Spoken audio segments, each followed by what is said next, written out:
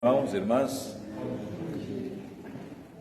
nossa última aula hoje, com a graça de Deus, encerrando os estudos que fizemos no Evangelho de Marcos durante todo este ano, começando lá em janeiro, e nos permitiu o Senhor chegar até aqui, lendo todo o texto, e hoje a gente vai concluir lá no capítulo 16, sobre o tema central da nossa fé, a ressurreição do Senhor. Então abra comigo o Evangelho de Jesus, segundo São Marcos, no último capítulo, o capítulo 16, sobre o tema da ressurreição.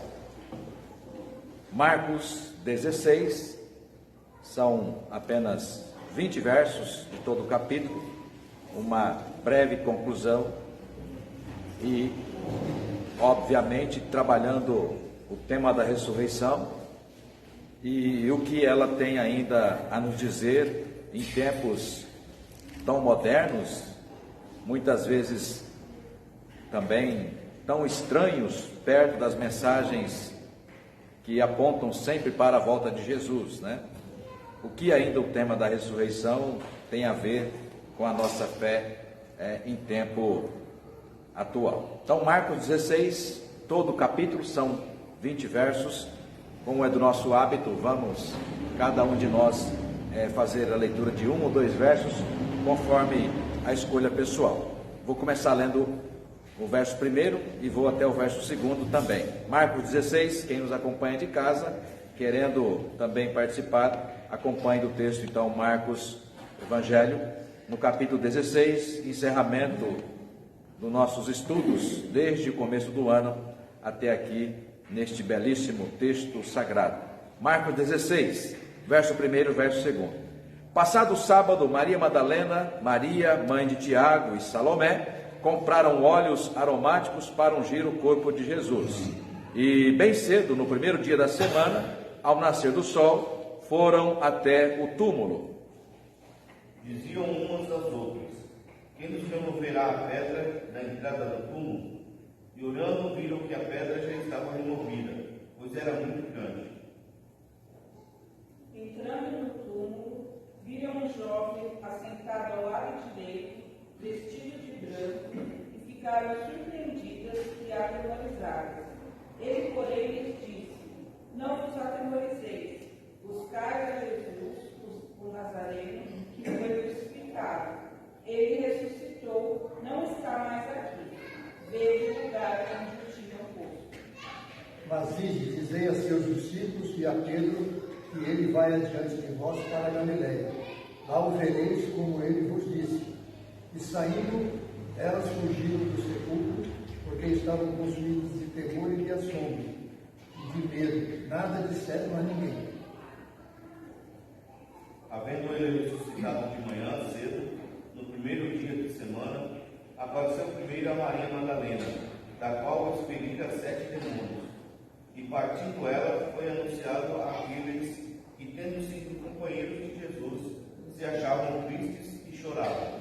Estes, ouvindo que ele vivia e que fora visto por ela, não acreditaram. Depois disso, manifestou-se de outra forma a 2 deles que estavam de caminho para campo.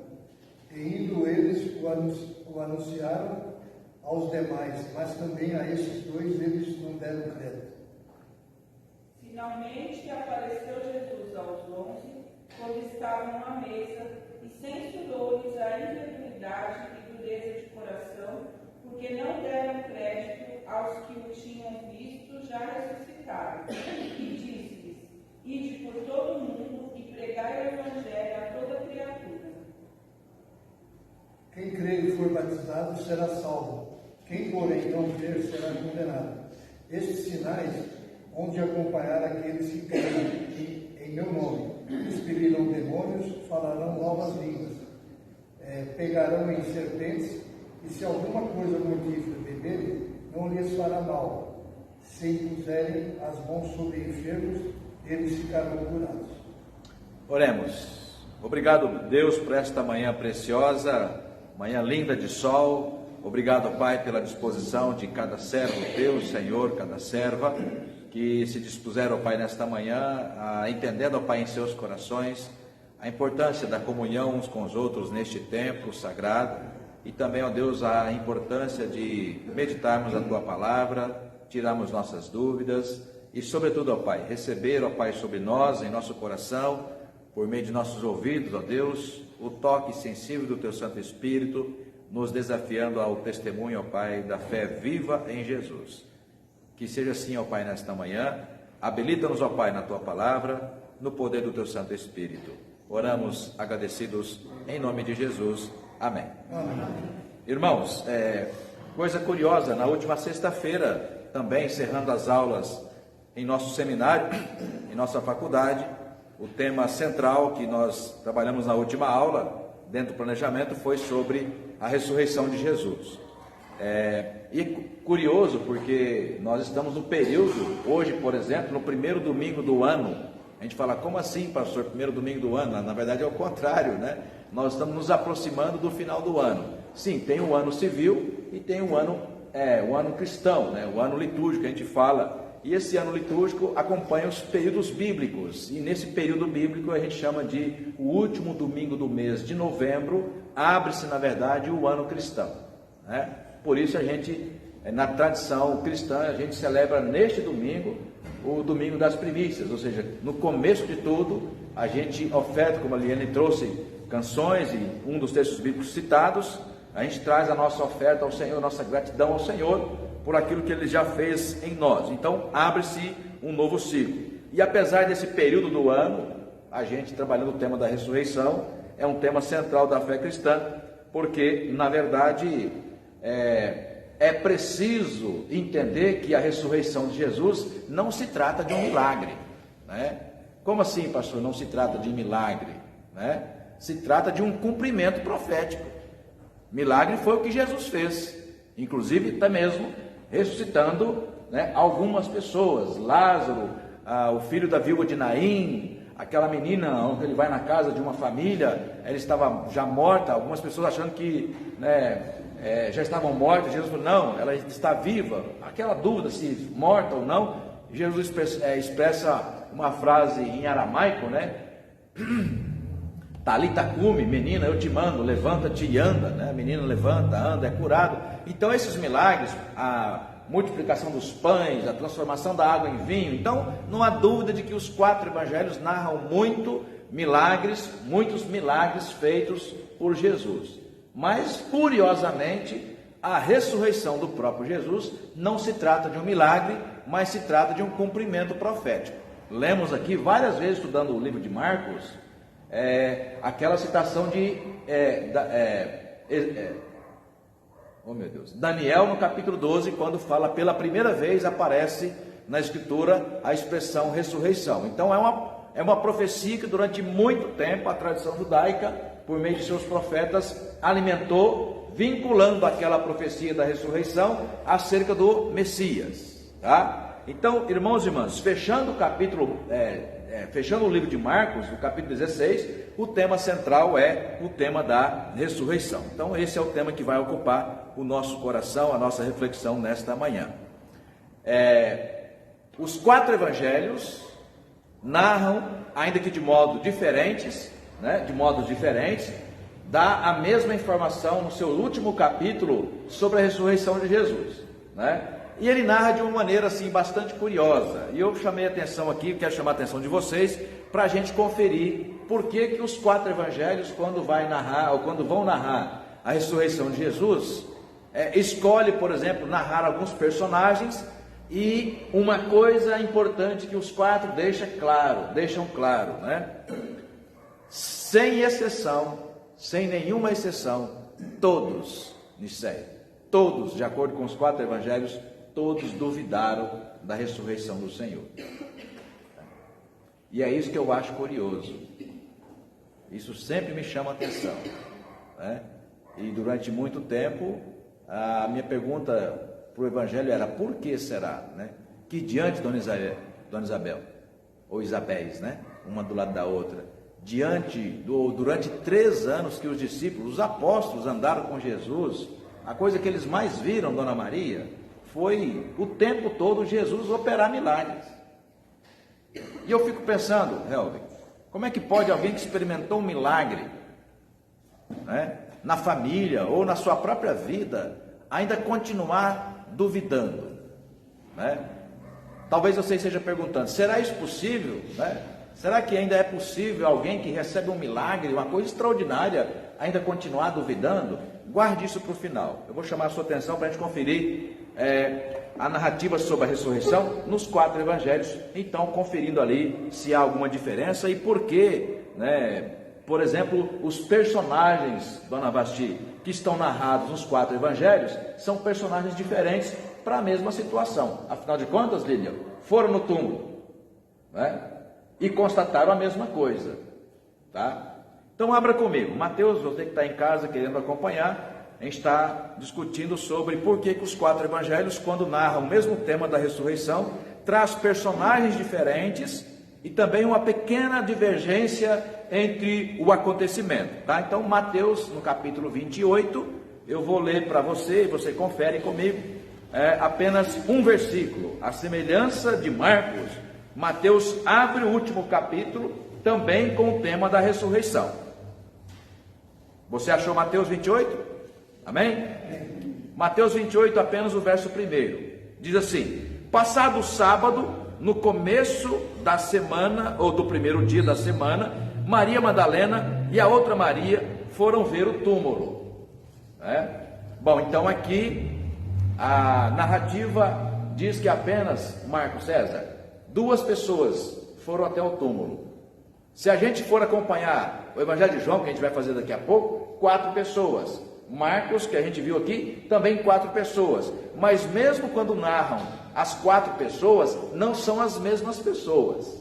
São pessoas diferentes. Então agora vamos lá para Lucas, já que nós lemos Marcos, né? A gente leu Mateus, dizendo que lá haviam 2 pessoas, Maria e Maria Madalena, Maria mãe de Tiago e Maria Madalena. Aqui, Marcos 16, então a informação é a mesma, passado o sábado, então de fato foi no dia de sábado, não é? Pela manhã, aliás, dia de sábado, no dia de domingo pela manhã, na madrugada, primeiro dia da semana, que foram consultar o túmulo. Então em Marcos, só para conferir, Maria Madalena, Maria mãe de Tiago e Salomé, então 3 pessoas. Vai lá para Lucas, também no último capítulo, no 24, só que agora não no começo, mas sim lá no verso de número 10. Lucas 24, versos de número 10. Você achou? Amém? Essas mulheres eram Maria Madalena, Joana, então aparece um nome novo aí, né? Joana e Maria, mãe de Tiago. Então, no caso, Maria Madalena, mãe de Tiago, ok, já haviam aparecido também em Marcos e também em Mateus. Agora, aqui aparece também uma outra mulher chamada Joana, tá? No verso 10. Também as demais que estavam com elas confirmaram estas coisas aos apóstolos. Então, fica aí também uma pequena informação a ser conferida que a gente, né, coloca em destaque. E também as demais mulheres que com elas estavam. Estavam aonde? Pode dar-se a entender, né, dona Débora, que estavam ali naquele mesmo lugar que foram lá conferir o túmulo, ou estavam de manhã no mesmo lugar, e algumas foram até o túmulo logo de madrugada, pela manhã, para conferir, né? Para conferir não, na verdade, para você seguir, Roberto, a informação completa, elas foram, na verdade, ungir o corpo de Jesus. E aqui vem uma primeira informação para a gente deixar de sobreaviso para mais tarde responder essa questão, né? Elas não foram, à semelhança dos apóstolos, elas não foram no túmulo para conferir se Jesus tinha ressuscitado. Se você quiser ficar com a informação completa que tem no texto, Elide, a informação elas compraram de manhã, olha, né, e por que não compraram no sábado? Porque era proibido, eles guardavam no sábado. Então logo de manhã, imagine que um comércio daquele popular, que logo de manhã já tem coisa aberta, elas saíram de manhã no domingo, compraram ali nardo, ou compraram algum tipo de óleo para ungir, e elas foram para o túmulo. E aqui, só lembrando mesmo, né? Eram as mulheres que faziam esse tipo de tarefa. E aí, seu Geraldo, elas foram no túmulo para ungir o corpo de Jesus. Elas não foram para conferir se Jesus havia ressuscitado. Aliás, um dos evangelhos diz, né? Por que procurais entre os mortos aquele que vive? E aí Maria foi surpreendida, porque elas haviam ido até o túmulo para cumprir uma tarefa cultural, inclusive. Era uma tarefa de pessoas, aliás, de uma certa forma, não para todos, porque era um trabalho caro. Inclusive Jesus não tinha túmulo. José de Arimateia que permite, vai lá, fala com autoridade, com Pilatos, vocês conhecem o texto, concede a ele o corpo de Jesus, que senão, gente, da forma que ele foi, Denilson, crucificado, como a gente já viu tantas vezes aqui, ele foi crucificado fora do espaço geográfico de Jerusalém, porque ele foi crucificado como um malfeitor, como um bandoleiro, como um agitador. E ele foi considerado, naquele julgamento, ele foi considerado indigno de ser sepultado da Terra Santa. Paulo vai interpretar isso mais tarde, Bina, dizendo que, o apóstolo Paulo, dizendo que Jesus se fez maldito por nós. Então a maldição do pecado que nós herdamos em Adão e Eva recaiu sobre Jesus. Paulo vai dizer isso também em Romanos 5. Por um só entra o pecado, por um só entra a salvação. Mas o contexto histórico da morte de Jesus se dá fora de Jerusalém, porque ele é considerado um maldito por conta de ter sido aquele que veio, aspas, né? Veio manchar a fé judaica, manchar o templo por meio das suas mensagens que nós tantas vezes vimos aqui. Bom, por que o senhor está dizendo isso? Ora pois, porque Jesus, na forma em que ele foi crucificado e no lugar que ele foi crucificado, lá na garganta do diabo, como se diz, né, no Gólgota, para seguir o padrão, Helvig, ele seria literalmente comido de bichos. Ia ficar na cruz, que demorava em torno de 3 a 4 dias para um crucificado morrer, porque, como eu já falei para vocês, era uma morte lenta, né? Porque a maioria era amarrado. Sobre Jesus foi dito que ele foi pregado, então usou sobre Jesus o modelo de pregos, né? Mãos e aqui pés, e é claro, geralmente fala mãos, mas é aqui no punho, separando, né, os dois ossos que há aqui, exatamente porque a pele é mais frágil, com o peso do corpo poderia rasgar e aí o corpo cair, né? Então optou-se por pregar no punho, onde há aqui ossos frágeis, mas há ossos aqui, então ficaria mais tempo. E os pés a mesma coisa, então ali na parte dos pés, e não apenas de lugar, como se diz, a parte dos pés tem mais ossos, né? Então, esperava-se, pela média, que entre 3 e 4 dias, que demoraria para Jesus morrer, como era o caso de qualquer crucificado. E, enquanto isso acontecia, né, o sangue que derramava, então atraía os bichos. Tente imaginar, né? Só que diferente, no caso de Jesus, José de Arimateia perde o corpo de Jesus. Tinha que ser na sexta-feira. Olha que coisa curiosa, viu, Leila? Tinha que ser na sexta-feira, porque no sábado era altamente proibido você tocar, porque o sábado sagrado tinha que ser dedicado ao Senhor, né? Então José de Arimateia, como diz o texto, que quase já perto do pôr do sol, então estava entardecendo. Como vocês sabem, quem guarda o sábado, a igreja adventista, né, que guarda o sábado, não começa no sábado, começa na própria sexta-feira, logo ao pôr do sol, no final do dia, não sei se entre 17 e 18 horas, mas já começa a guardar 24 horas, começando na sexta, no final da tarde, e vai até o sábado também, no final da tarde.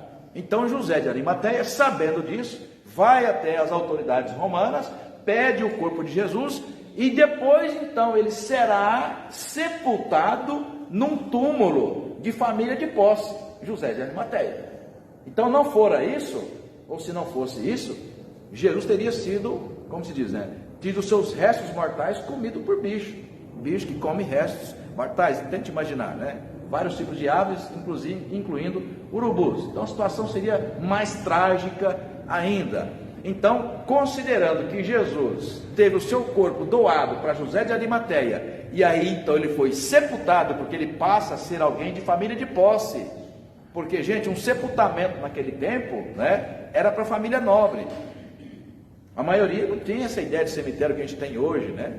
Elas eram enterradas em valas, exatamente para não ter o problema, né, de sanitário, né? Então, no caso, elas foram lavar o corpo de Jesus, ou ungir o corpo de Jesus no domingo pela manhã, porque ele estava num túmulo.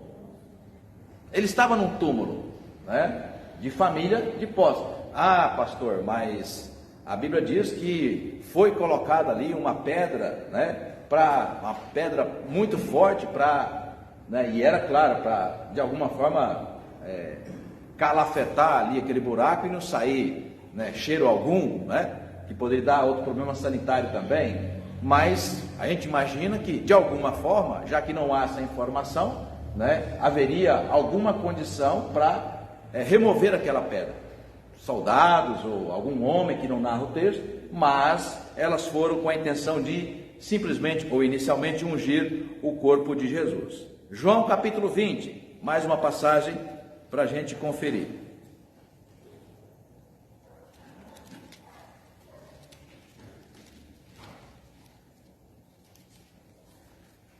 No capítulo 20 de João, também, logo no começo, no verso 1. Então, Mateus, verso 1, Marcos, verso 1, Lucas, verso 10, e João volta para o verso 1. No primeiro dia da semana, de madrugada, quando ainda estava escuro, Maria Madalena foi ao túmulo e viu que a pedra da entrada tinha sido removida. Então correu e foi, aqui eu vou ler até o final. Então correu e foi até onde estavam Simão Pedro e o outro discípulo, a quem Jesus amava, e disse-lhes: tiraram o Senhor do túmulo e não sabemos onde o colocar.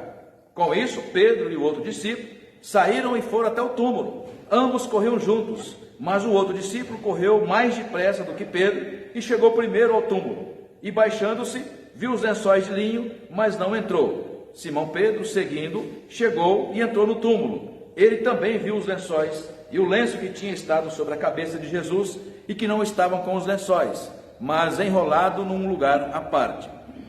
Então o outro discípulo, que havia chegado primeiro ao túmulo, também entrou. Ele viu e creu, pois ainda não tinha compreendido a Escritura, que era necessário que ele ressuscitasse dentre os mortos. E os discípulos voltaram outra vez para casa. Tá? Então, lá no finalzinho, do 10º versículo, que ele vai dizer: olha, eles ainda não tinham compreendido o que Jesus havia dito várias vezes acerca do que significaria a sua morte, né?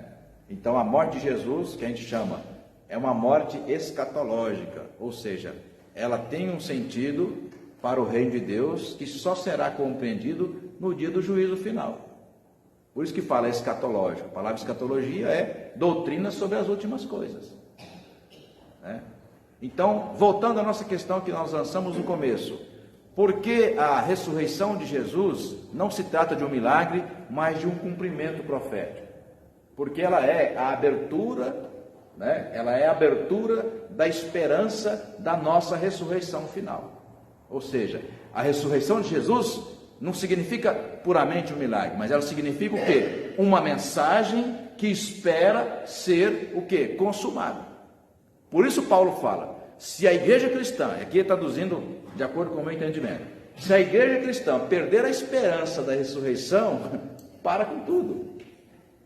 Vocês estão perdendo tempo, Paulo vai dizer, né? Se Cristo não ressuscitou, né, não há razão de existir a igreja.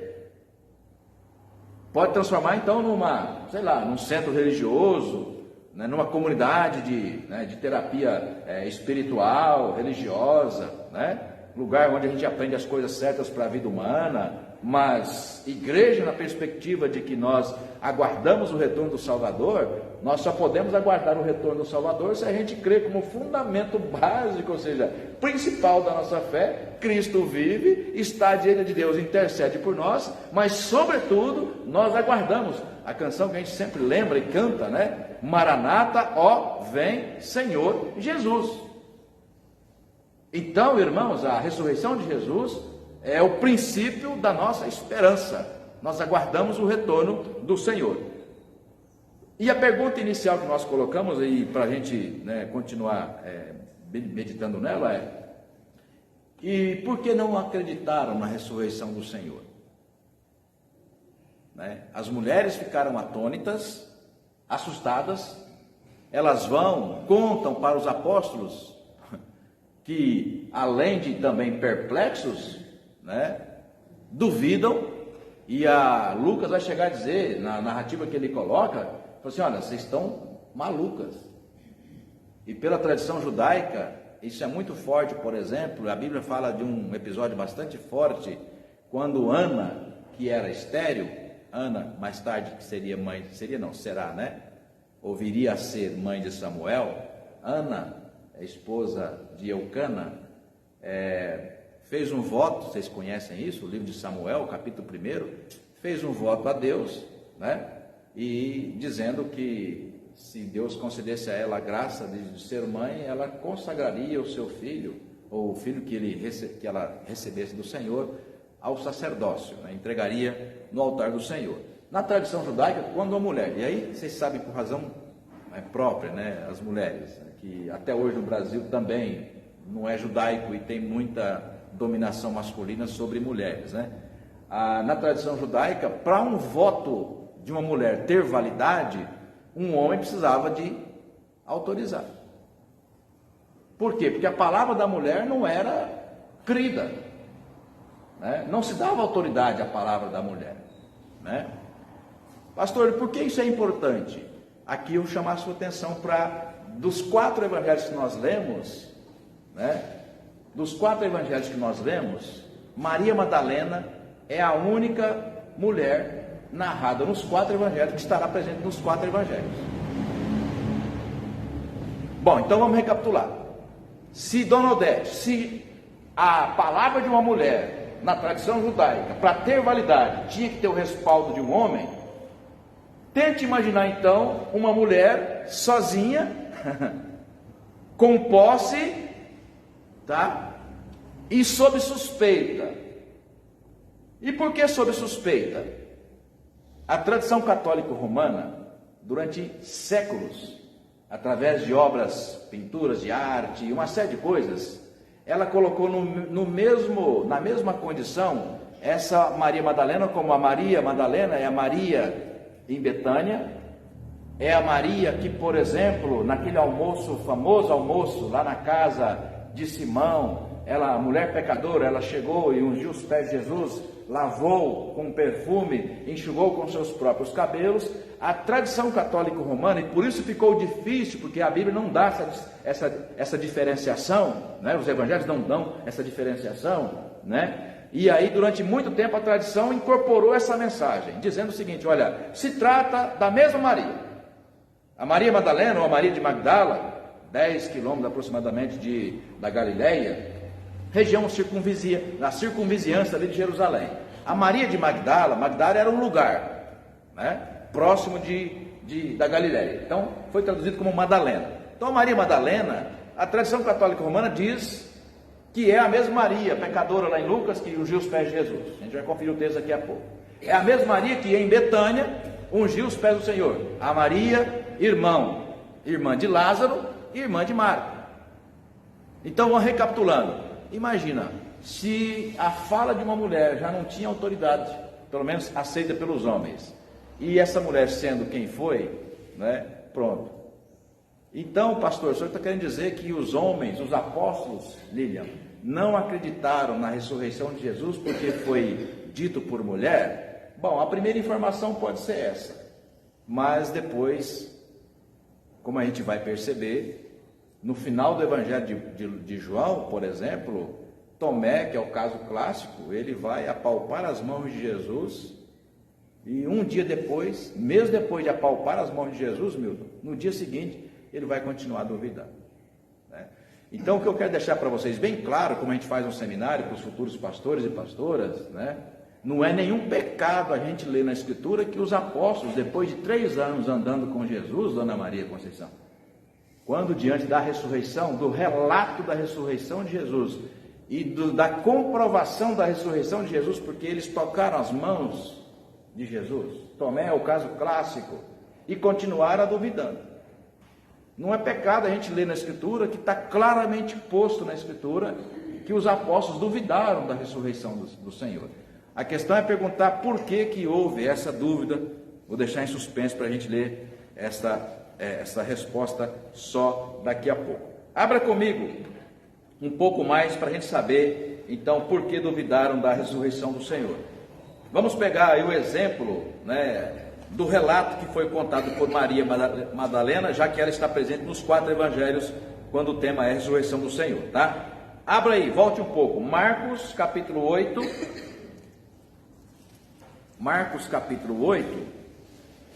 quem achou pode ler o verso 2, por favor. Marcos 8, verso 2.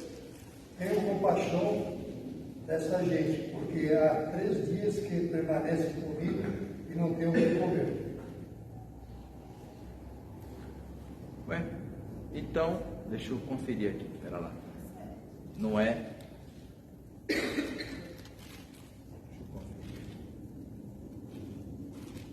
16. Leia o 2, por favor. É o 2, ó. É Lucas 8, 2. Deixa eu ver se é Lucas, que eu acho que eu anotei o texto errado. Lucas 8, 2. Lucas 8, 2? Deixa eu ver aqui. Isso. Desculpa, agora está certo o texto. Em vez de Marcos é Lucas. Lucas 8, 2. E também algumas mulheres que haviam sido curadas de espírito maligno e de enfermidades, Maria chamada Madalena, da qual saíram 7 demônios. Isso. Então, para complicar, é essa Maria Madalena que depois de liberta vai se tornar, Marcos César, uma discípula muito próxima de Jesus. Então, por essa expressão, por exemplo, ontem na pregação que o candidato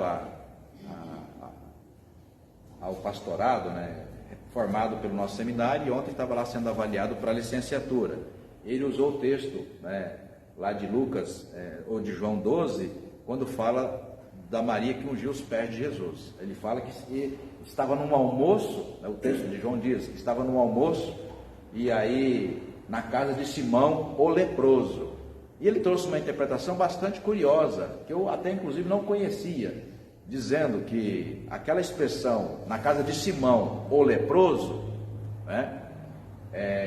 virou um apelido, Simão, o leproso, e dando a entender, já que a Escritura não fala claramente disso, ela deixa só subsídios, ou seja, só sinais, dando a entender o seguinte: bom, se ele é um leproso e está oferecendo um almoço e tem gente, então ficou como um apelido, ele tinha sido curado, porque as pessoas leprosas, primeiro que para aquela época, lepra não tinha cura, veio receber cura pouco tempo, a hanseníase, veio receber cura pouco tempo aí, com medicação moderna.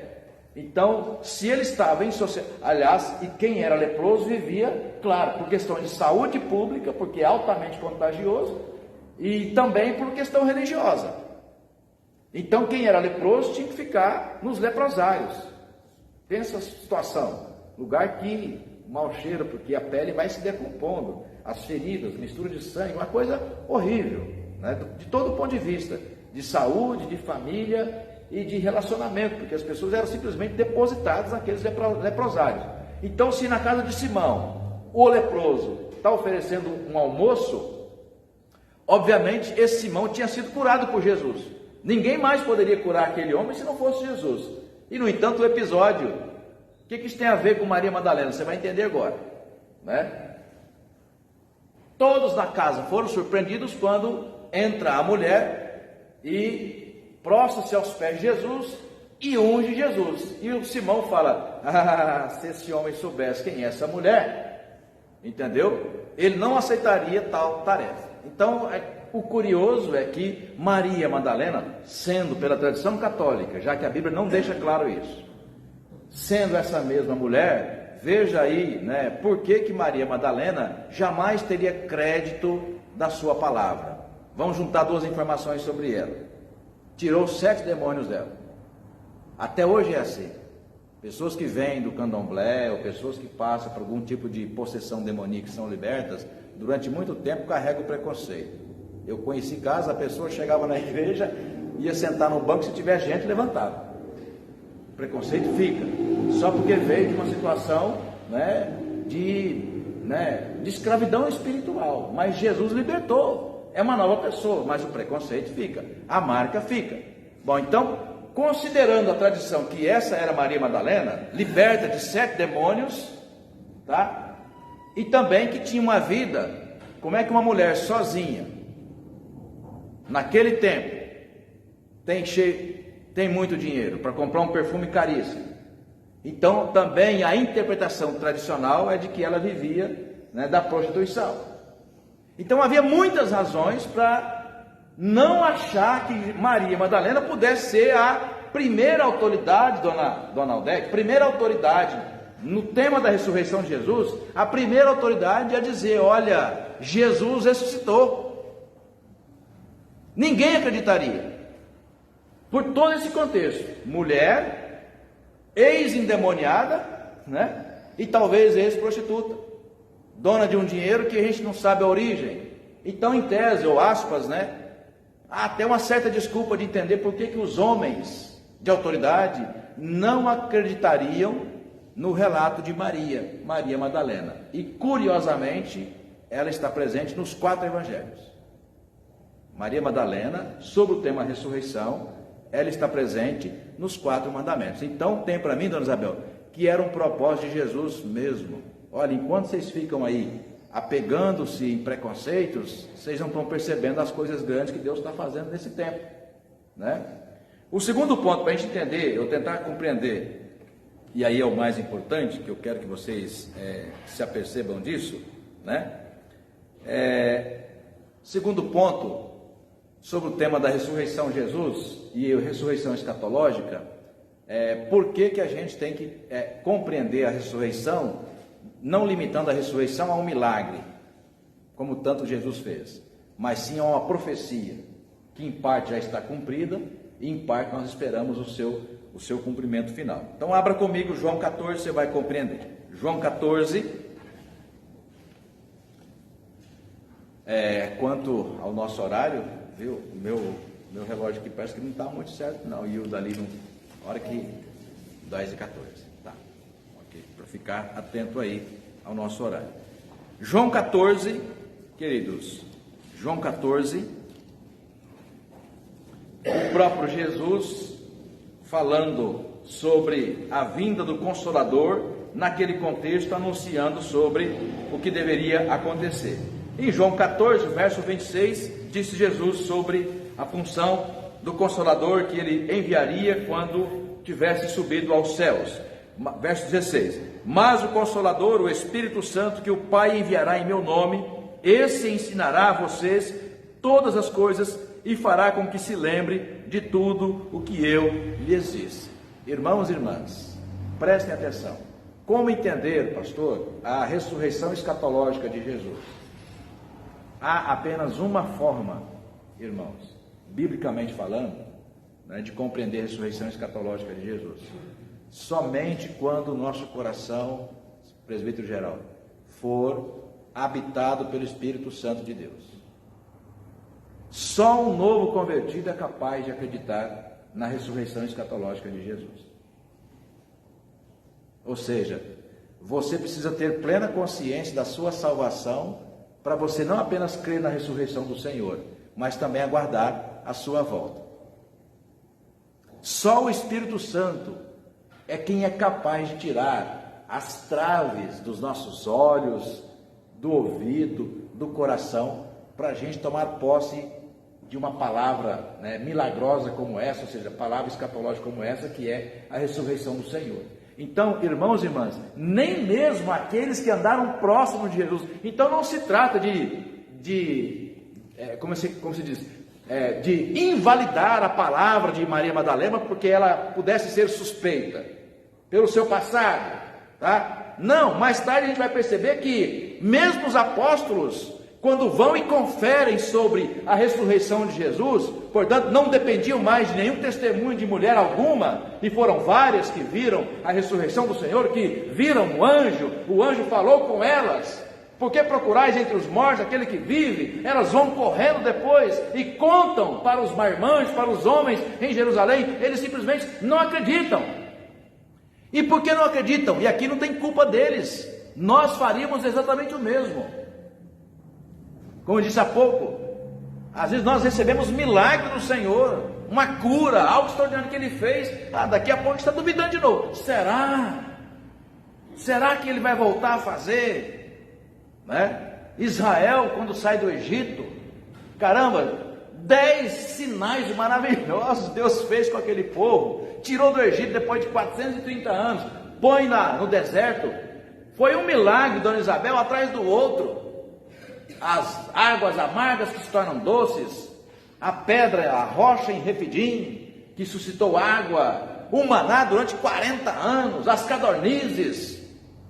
Ou seja, falta de milagre não foi. O povo creu? Não. Então, irmãos e irmãs, a ressurreição de Jesus nos 4 evangelhos não deve ser resumida a mais um milagre, até porque Jesus mesmo estava morto, então não poderia fazer milagre. Quem ressuscitou a Jesus? O Espírito Santo. No poder do Espírito Santo, Jesus foi ressurreto. Então, qual o sentido, pastor, da ressurreição? É o sentido da nossa salvação. Só é capaz de crer e aguardar a ressurreição quem é salvo. A ciência não preferia, né? Tinha poder também, né? Quem? Ciência. A ciência? Sem hipótese alguma. Nem naquela época e nem hoje, que está muito mais avançado, né? Não. Só mesmo o Espírito Santo. E importante, gente, o fato de ser religioso, né, não é garantia nenhuma disso. Porque nem os religiosos da época acreditaram na ressurreição de Jesus. Vamos voltar um pouquinho o texto lá de João, aliás de Marcos, para você compreender do que eu estou falando, né? Aliás, desculpa, só para a gente não terminar sem citar outro texto, já que nós estamos em João, né? João 14, João 16 ele fala também do Consolador, tá? Em João 16, a partir do verso 4, ele fala aí, né? A obra do Espírito Santo. Aí eu vou ler para você no verso 8, que é um dos meus preferidos, em João 16. Você achou? João 16, verso 8? Sobre o Espírito Santo, ou Consolador. Quando ele vier, olha o verbo aí, convencerá. Convencerá o mundo do pecado, da justiça e do juízo. Então, amados irmãos e irmãs, a ressurreição do Senhor só é crida, Dona Isabel, quando o Espírito Santo nos convence. E quando ele nos convence, nós somos uma nova criatura. Então aí, como disse o seu Geraldo, aí você pode, e é o que eu falo no seminário o tempo todo, né? Porque sempre tem conflito, né? Gente, é o seguinte, não é a ciência, não tem prova, não é a história, não é a antropologia, não é a sociologia, não é absolutamente nada. Os alunos ficam loucos, porque falam assim, olha, não tem nenhum registro histórico, absolutamente, Elide, nenhum documento histórico que comprove nem o nascimento de Jesus e muito menos a ressurreição de Jesus. Parece que Jesus estava ironizando mesmo, inclusive para não deixar nenhuma prova. E mais, por que ironia nisso aí? Porque no final é uma mulher de dúvida, que é Maria Madalena, que vai ter o principal protagonismo na ressurreição de Jesus. Porque, como vocês conferiram, nos 4 evangelhos que narram a ressurreição, Maria Madalena está presente nos 4. Nos 4, né? A ex-endemoniada, a ex, né? E além de tudo, mulher que não tinha palavra validada, senão pela voz de um homem, naquela tradição, tá? Então depende de testemunho material, depende de ciência, de prova material. Ah, pastor, só para não ficar o fio aberto, solto, né? Ah, mas a Bíblia não é um documento histórico? Não, a Bíblia é um documento de fé. Ela registra o quê? O fundamento da nossa fé. Mas a ciência não tem a Bíblia como, né, como um documento histórico. Registro mesmo, não temos nenhum. Por isso, o quê? É a fé. Como é que você é capaz de não apenas crer, mas aguardar a ressurreição final e o retorno do Senhor? Porque o Espírito Santo, 50 dias depois, Lídia, da ressurreição de Jesus, o Espírito Santo desce sobre todos e é o mesmo que até hoje toca no coração dos eleitos de Deus. Somente pelo Espírito Santo é que nós somos capazes de crer. Como já falamos no mês passado, no mês da reforma, né? Deus faz tudo, inclusive nos convencendo a crer. Vamos terminar?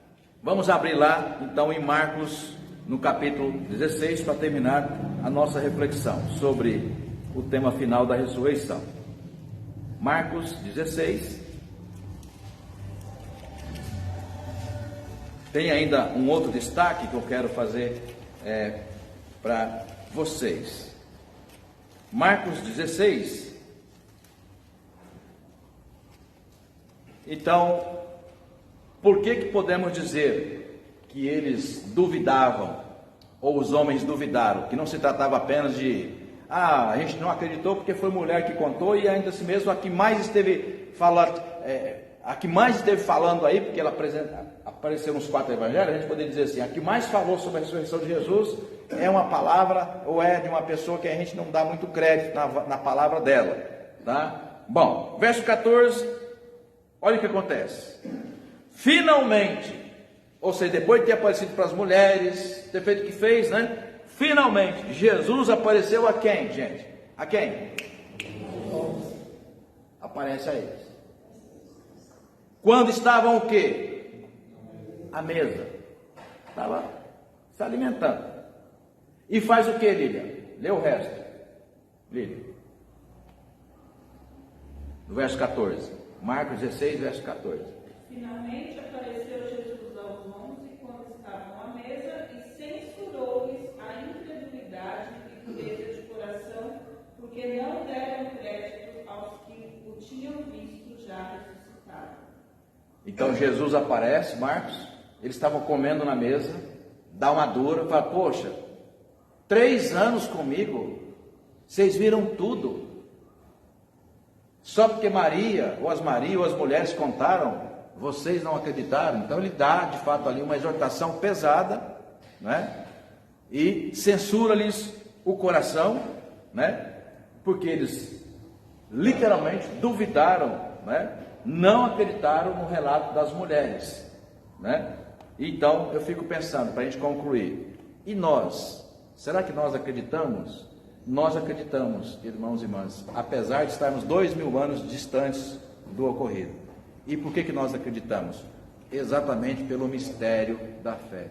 O Espírito Santo que toca o nosso coração e nos faz crer e aguardar o retorno do Senhor. Não há outra explicação. Não é um convencimento racional, porque afinal de contas, né, como assim racional? Os gregos pediam esse tipo de sinal, né? Paulo até ironiza em 1 Coríntios capítulo 1, né? Mas pera lá, vocês estão querendo me convencer que um homem, né, é Deus, faz milagre, morre, ressuscita e está à direita de Deus e intercede por nós? Não, pera lá, vocês estão de brincadeira, isso é demais para mim.